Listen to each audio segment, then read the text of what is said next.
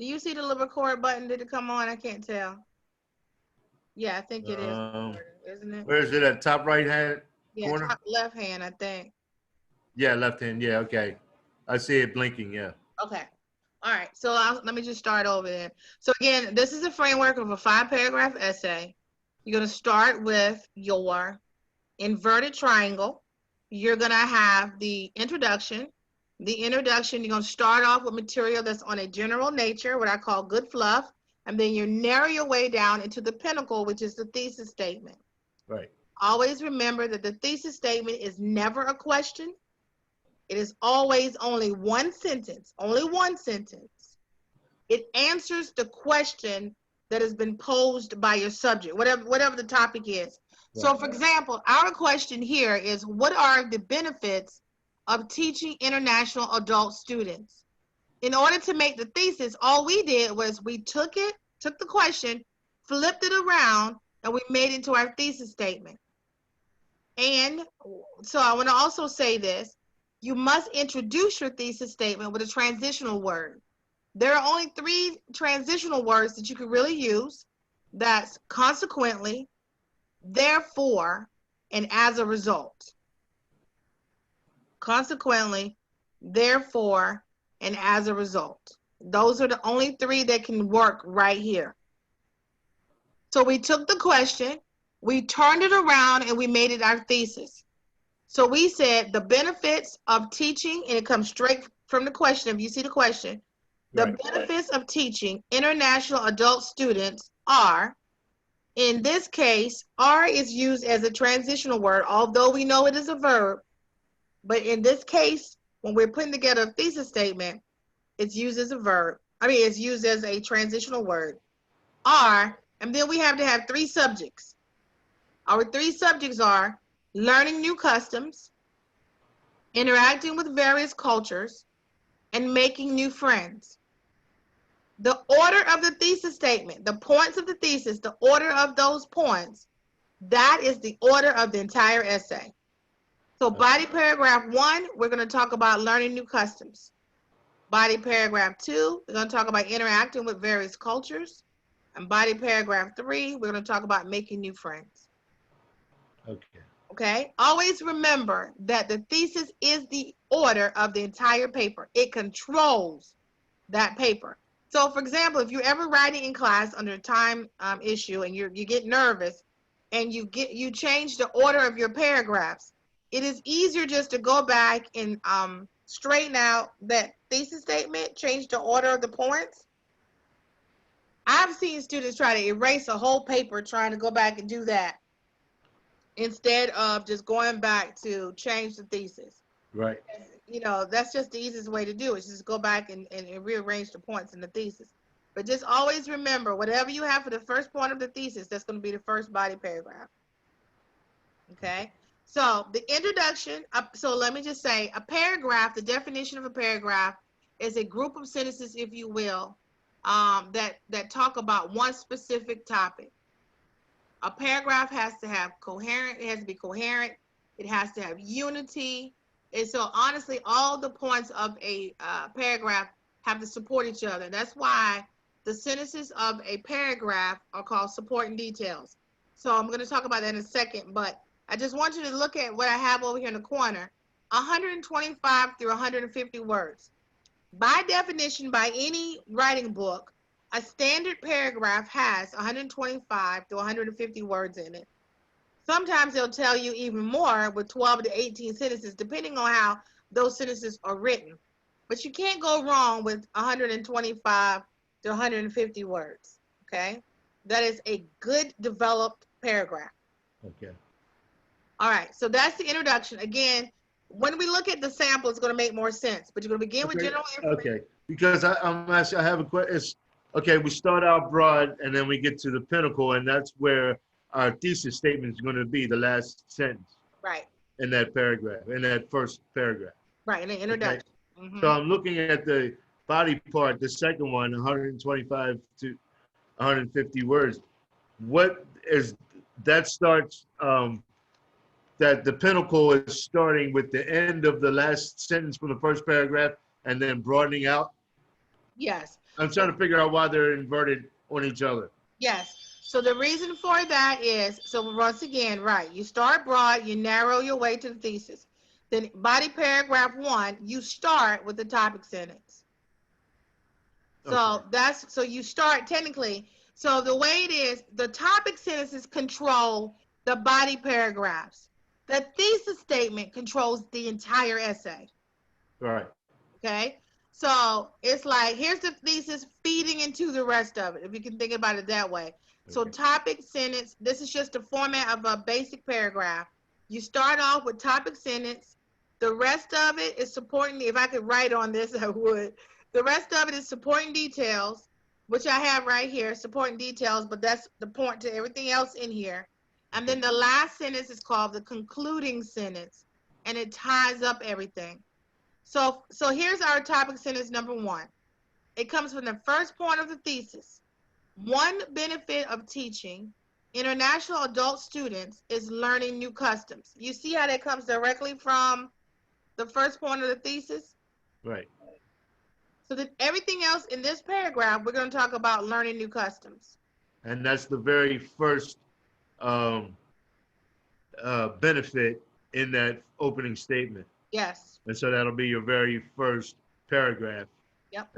Okay, I got you. Got it? All right. So, and you see right here, I put, so that's all you're to talk about. So that's the topic. The topic means subject. You have technically you repeat the topic a few times throughout because that's controls this paragraph. We're Right. talking about learning new customs. Then the concluding sentence, which is the last sentence of the paragraph, ties up the paragraph. And if you notice, I put here, you cannot include any new information in the concluding sentence. You cannot include any examples, and you cannot include any citations. And also for reference, for your topic sentence, it will never be a quote. And I don't know why students will always do this, but always remember, a quote is only used to show support to what you are saying. It is to give what you're saying credibility, reliability, and validity. Right. A quote otherwise is nothing for us, right? So here you're talking about the benefit of teaching international adult students to learn new customs, all the stuff we're talking about, blah, blah, blah. For example, according to Smith, comma, quote, Right. whatever about a learning customs, then we would cite that. And all we're doing is using that quote to support what we're saying. So just remember, a quote can never be a thesis statement. It can never be a topic sentence. It can never be a concluding sentence. Okay. You do not need a quote. The only times you need to even use quotes are in your body paragraphs. You don't need a quote in the introduction. What are you supporting, right? You got general fluff. You haven't even began to expound upon anything. You only need the quotes for your body paragraphs. That's it. People overuse quotes. I'm here to tell you that. Okay. All right. So then you move on down to body paragraph 2. It looks just like body paragraph 1. It's 125, 150 words. But this time you're going to use a transitional statement that transitions from point 1 to point 2. In writing, we love to see transitions. And I'm going to give you some a handout. I have a few of them as long as my disk is working, but I know I have at least 1 to 2 pages to give you on transitional words. So you don't want to, when you were a kid, you would say second, how do you make a peanut butter and jelly sandwich? Well, sure, I was first, I get out the loaf of bread, second. Okay, so we're getting rid of first and second. We're using transitional statements. Right. You can only transition when you've already talked about something. So here, you will transition from point 1 to point 2. Here's my example. In your first sentence. Yes, in that topic sentence, so right here for body paragraph 2, Right. for this topic sentence, you're going to use this transitional statement. And like I tell everybody, I could care less. You can all adapt this. It works for everything. In addition to learning new customs. All right, so that's what we're talking about here. Let's say, like in my argumentative writing classes, we used to give the topic of should marijuana be legalized, right? That was a huge argumentative topic. If you said marijuana should be legalized, then you could say, if you say marijuana should be legalized for medicinal purposes, in addition to marijuana um, being medicinal, comma, it should also be legalized because it aids in, I have no other idea because I don't smoke, but you know what I'm saying? We could come up with something else. We used to talk about homosexuals, and this is an argumentative class. So we would say, should homosexuals be allowed to marry? If somebody said homosexuals should be allowed to marry because of emotional, physical, and spiritual reasons, let's say, then we would say, in addition to emotional concerns, comma, homosexuals should also be allowed to marry because of financial issues. It fits for whatever topic you're using. I'm just trying to give you examples. I get it. It fits. So the thing is, notice you have to say this is what we call a subordinate clause, a dependent clause. It depends upon the subject that's about to follow. It has to be written in this format, comma, subject. A lot of students want to go comma, but you cannot do comma, but. It has to be comma, subject. Comma, what? Subject? Subject, right. So our subject, we're using another as an adjective, and here's okay, okay, gotcha. Yep.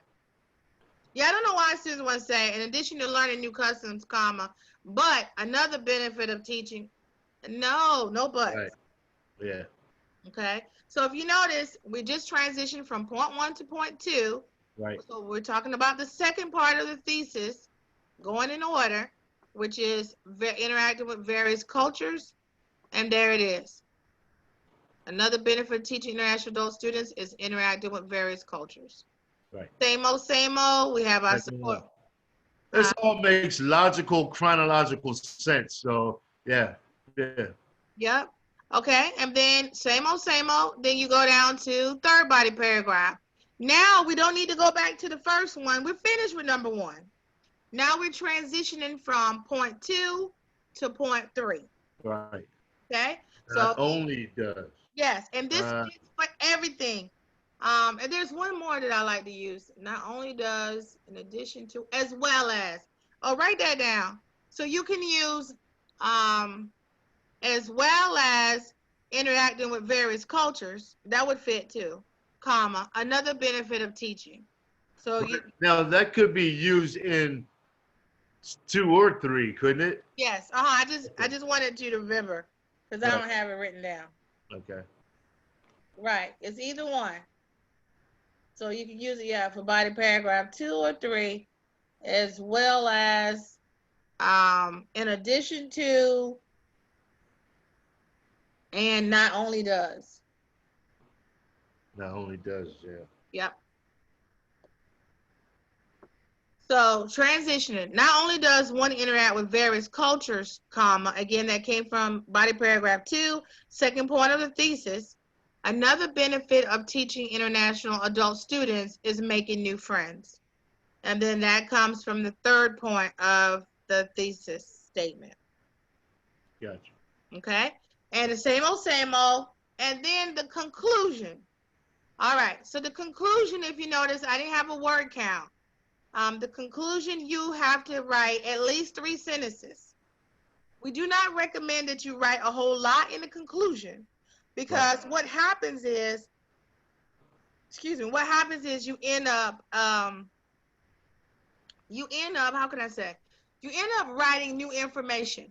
In the conclusion, you cannot put any new information. You can't be like, oh, I forgot to put this in the other part. Let me say this now, right? And that's what happens when it's almost like students start rambling. So always remember, you're not writing a complete paragraph like 125 to 150 words. No. What they say is you end with a recommendation. You have to restate the thesis and then something else. That's it. Does the leading sentence say in conclusion? No. Okay. Okay, and so there's 2 reasons. What's the transition for that, for the conclusion? So you don't need a transition. Okay. So there's a couple of reasons. First of all, there are some professors who would take points off for you saying in conclusion. I'm going to be honest, because they feel like you're insulting their intelligence. Right. Okay. They do. It's amazing. Okay. It's amazing. Okay. The second reason why is because in Turabian, you normally use headings, right? And so you're going to have a header anyway. The heading is going to say conclusion. So it wouldn't make sense for you to have a heading that says conclusion and then you do in conclusion again. Okay, so I don't understand that. It's not going to say conclusion at the heading of the paper. No. What do you mean? So you use headings.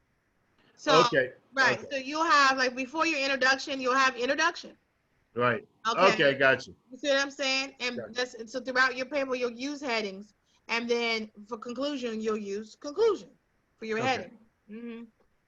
All Okay, right. so you're gonna that format is going to be with what you send me, so I can see introduction, the first paragraph. I don't know what the title will be. That will be introduction, and then as I go down, I'm not understanding how that's going to look on paper. I would have to the paper I'm going to show you is just a standard paragraph essay. I would have to pull up one of mine to show you. If we have enough time, I'll pull up one of mine Okay. and show you what it looks like with the headings. Okay. All right. So, but notice here, look at the triangles. Yeah. See. Okay. So it's up to you as the writer of the paper that you can decide to restate the thesis as the last sentence. That's why the pinnacle is this way, inverted. As the writer of the paper, you can decide to put it as the first sentence, or as the writer, you can put it as the second sentence as the restatement of the thesis. It's up to you. Okay. Okay. So that is what the format looks like. Now, give me 1 second, and I'm going to get the sample for you. Okay, hold on 1 second.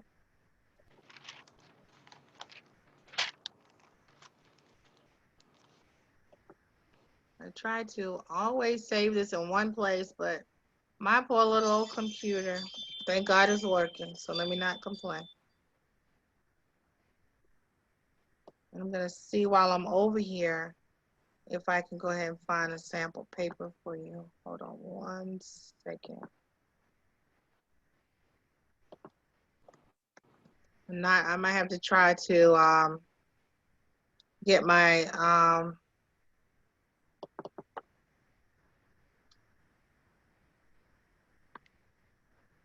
do me a favor, hold on a second. Let me see if I can find, since you asked about a sample paper with the headings, that's what be one from my when I did seminary. Let me see. Give me a second and see what I can find. I'm gonna have to kind of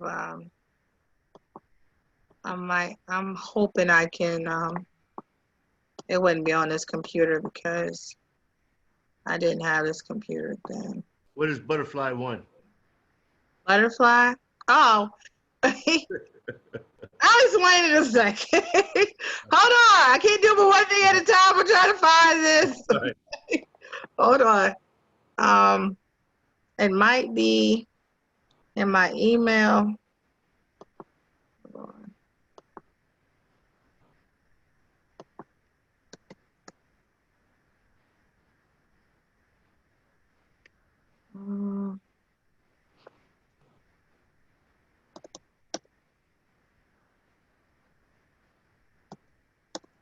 Let's see.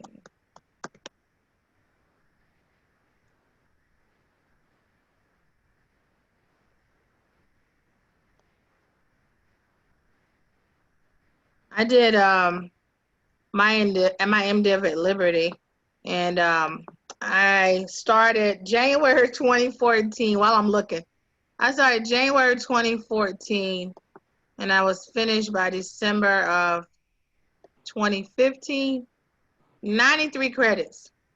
Wow. Yep. Did it full time, and I have 5 jobs. So, and grading papers, and I'm an administrator at a university. So you can only imagine. People thought I was crazy. I'm a minister. I'm a pastor now, but then Right. I was a minister, and people thought I was straight crazy. But my goal was, I knew it was 93 credits, which was ridiculous. It's almost like a full undergraduate. Undergraduates is 120. And it was a lot and a lot of writing. I bet. Let me see if this. Yes, I found one. Hooray! All right, so let me download it.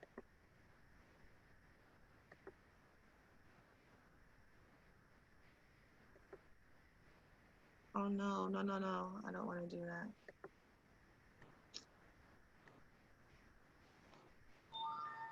Okay, I don't know. It just says open with. It's okay. At least you can see it when I show it to you. All right, let's go back to. Let me let me stop share. All right, let me go to the paper so you can see this. Yeah, they reduced the amount of credits that you all need for the MDiv across the United States. I guess they finally realized that 93 credits was just a lot. All right, here we go. All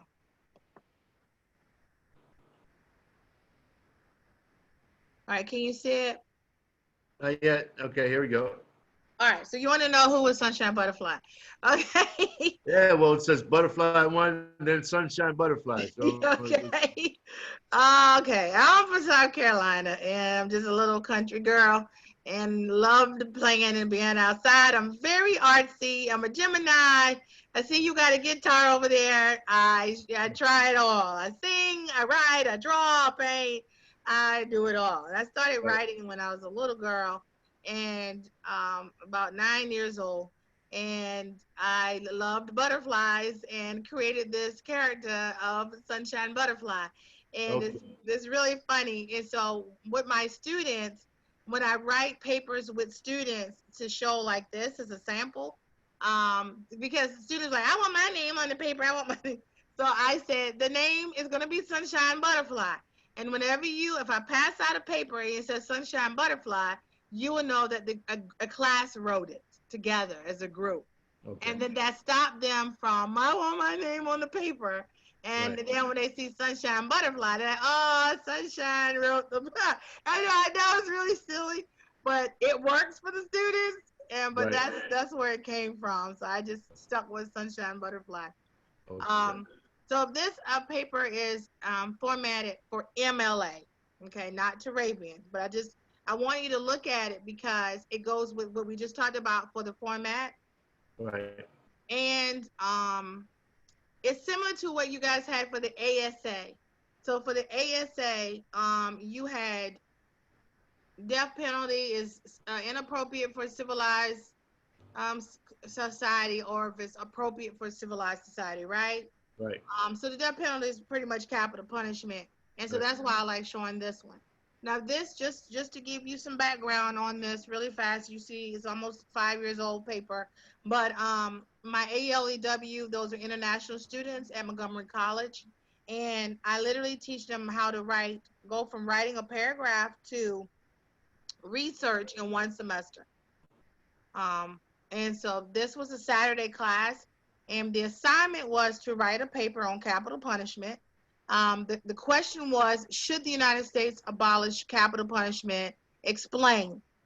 Always remember this: when you're given a topic from your professor, it is up to you as the writer as to how you're going to answer it. Right. The thing is to make sure you answer the question thoroughly. Right. That's what we're looking for, is that you are able to completely, without a doubt, answer what it is that you're trying to answer. And so you can't be wishy-washy. Like sometimes I've been reading students' papers and they want to try to talk about everything in the paper. Like, for example, the one on the ASA, people wanted to write about both. That's not what the question asks you. You have to, as the writer, make the decision. And you stick with it and you leave it at that. When you write, and so what I'm going to always recommend is the first thing that you write is your thesis statement. When you get an assignment, write that thesis statement first. And then once you write that thesis statement, the rest of the writing will come easy because that thesis statement is the organization of your paper. Right.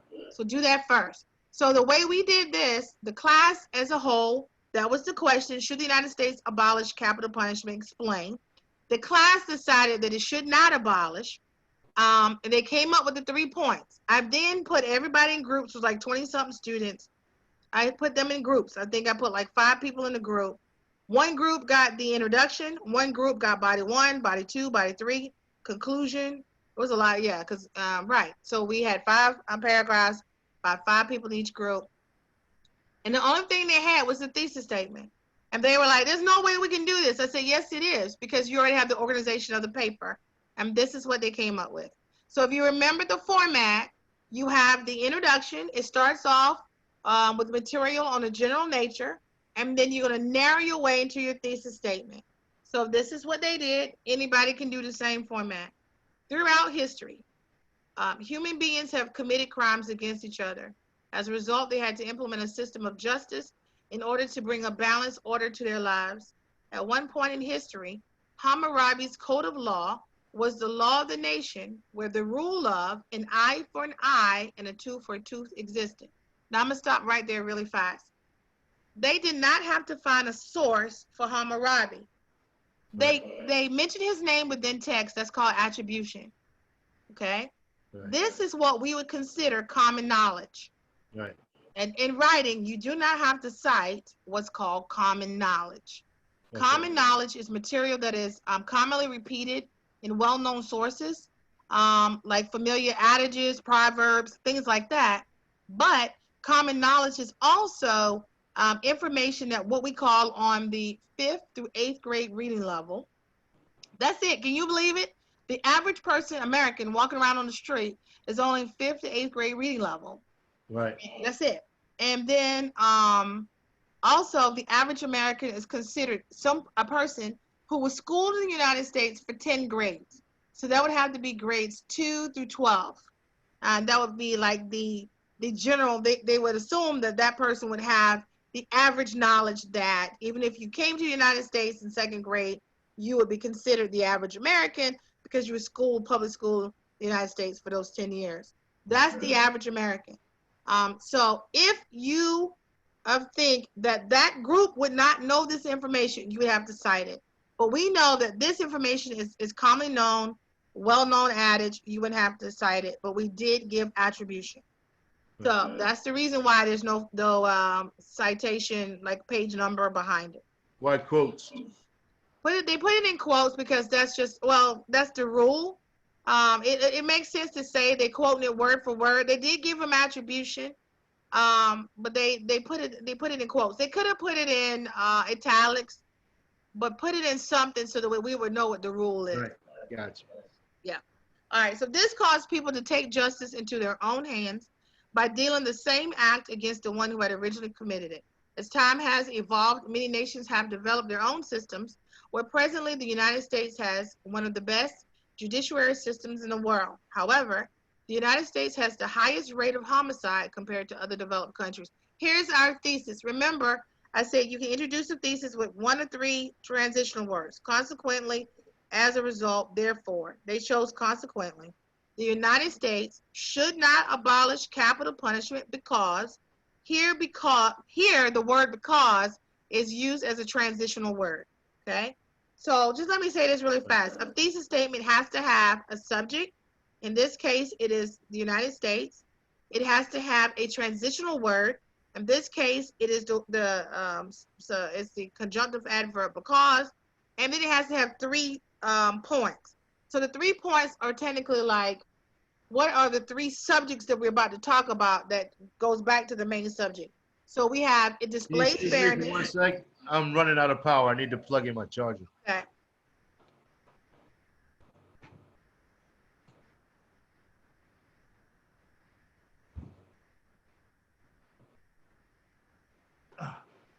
Okay, sorry.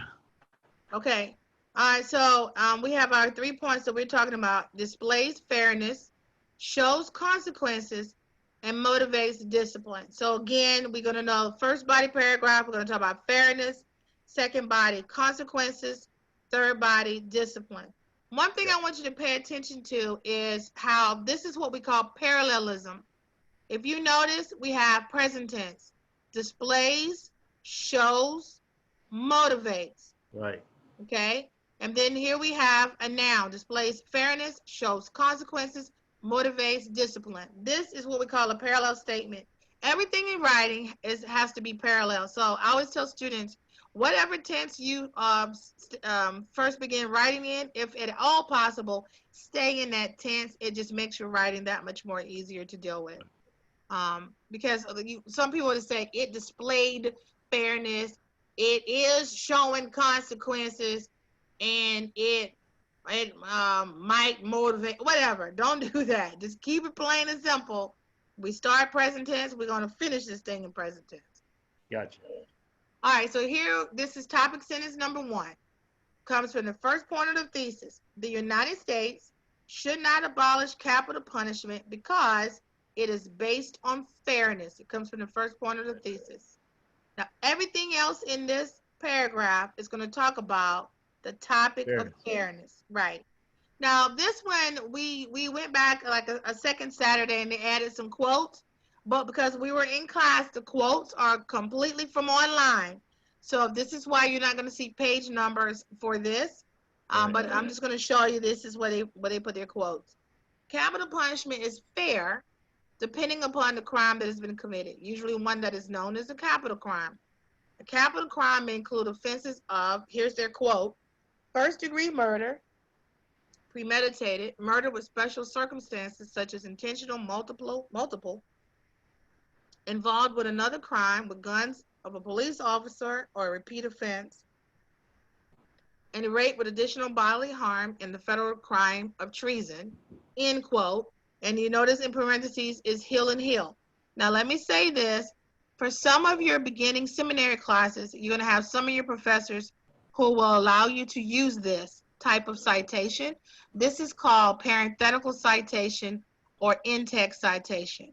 Some of them try to be really nice and they let you do this.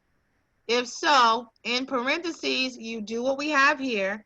You put the author's name, you put the page number, and I think they normally just use the MLA type, not the APA citation.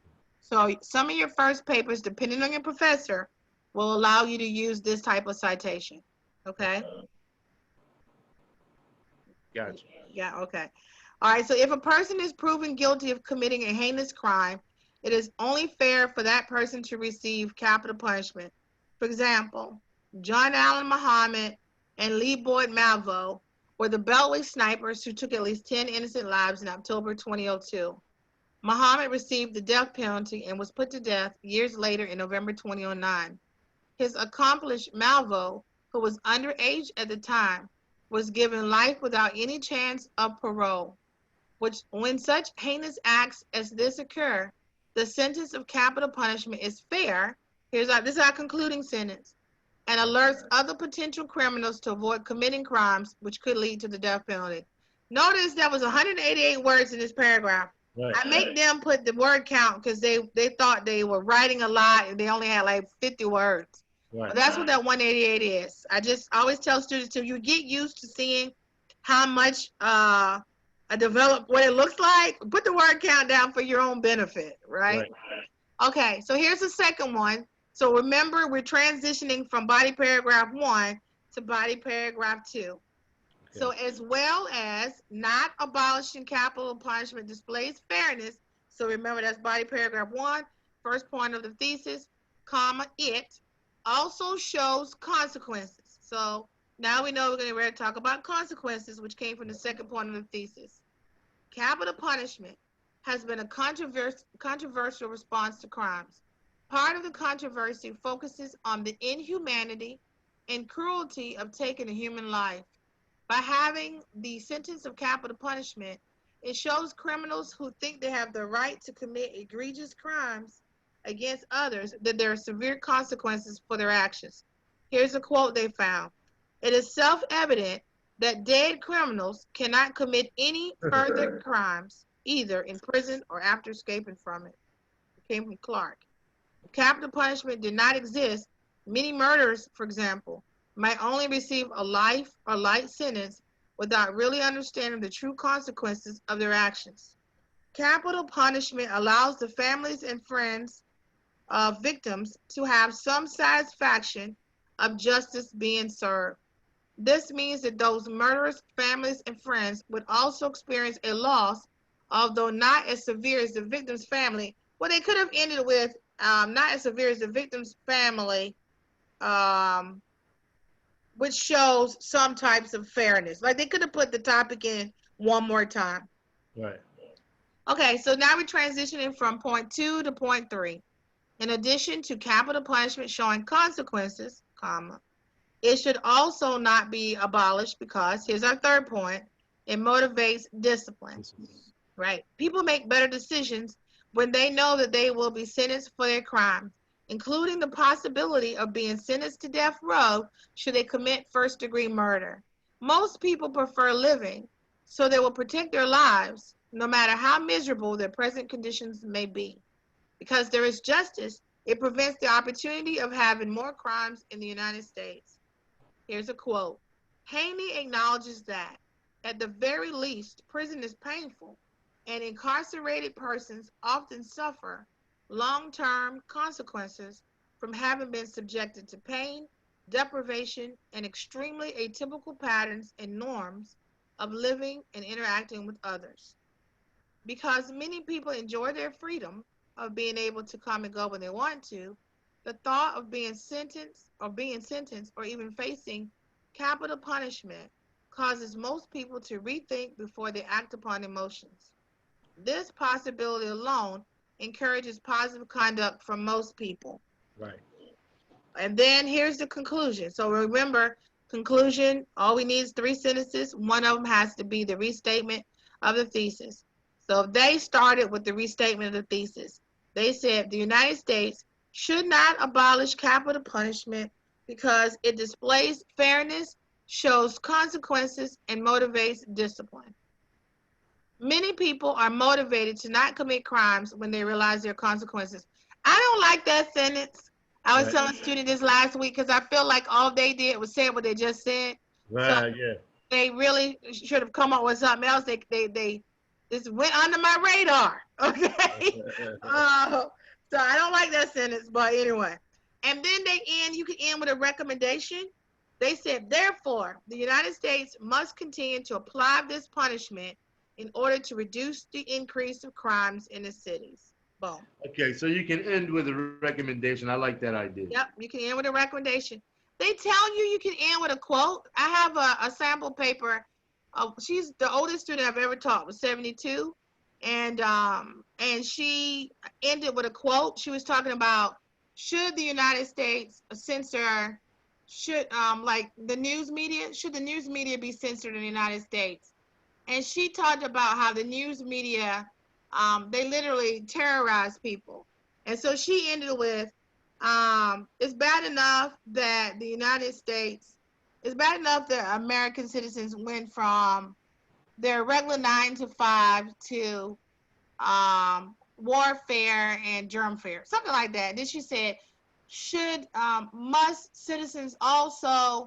the news media also continue to make money off of American citizens' terror, something like that. That's how she ended with her question, which was a good question if I can get it right.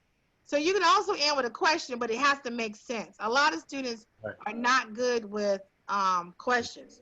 So I would tell you, if you can't come up with a decent question, just use a recommendation. It's easier just to use a recommendation. And then here's their works cited page. I'm tired. That's the reason I'm in my hair. Okay, so then works cited is ABC order by the last name. And there's, again, a format for doing this. Okay. Okay. All right. Yeah, I was wondering if that, yeah, okay. Yeah. So just know, like I said, for all MDiv programs across the United States, you're supposed to use Turabian. So your last page will be called bibliography. It's going to be set up differently than this. Right. But like I said, this paper is written in the MLA, Modern Language Association format. There are some professors who will have you to do this format in the beginning. And so this is what they're looking for as far as the in-text citations. Okay. Okay. And this is the sample. So what I would like to do is email you, like I said, once I finish with everyone, but email you all of this information and then give you a sample topic and for you to spend no more than 3 hours on writing. Okay. Okay. Okay. Well, what I'm going to do, what I would like to do if it's okay with you, is spend some time just studying all this stuff we did before I actually go at the paper. Just want to refresh myself. You Is sure? that good or no? Huh? Is that good or no? No, it's not good. Okay. This is fresh in your head. I mean, what I'm gonna have to do is, I know the other student is waiting. I'm gonna Right. have to stop this. I think what I'm gonna have to do so that I don't get her on here Right. is I'm gonna have to stop the recording.